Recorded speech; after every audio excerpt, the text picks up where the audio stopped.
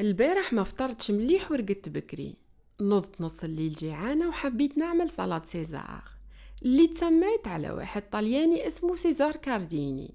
هاجر للمريكان هو وخوه وحبوا يحلوا مطعم، بصح ما قدروش لأنه الالكول كان ممنوع في المريكان الفترة هذيك، وطلعنا ما يقدروش يعيشوا بلا بيه.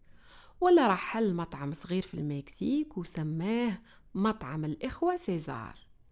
ولو الفنانين والمشهورين تاع هوليوود الكل ياكلوا ويسهروا كل ليلة عند خوك سيزار.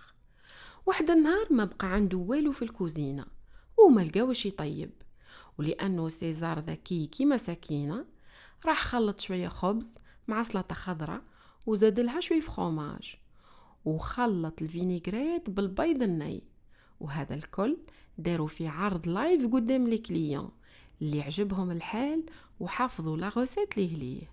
ومن هذاك النهار تشهرت سلطة قيصر في العالم الكل. هو سمى سلطته باسمه، وانا زعما وش نسمي سلطة تاعي؟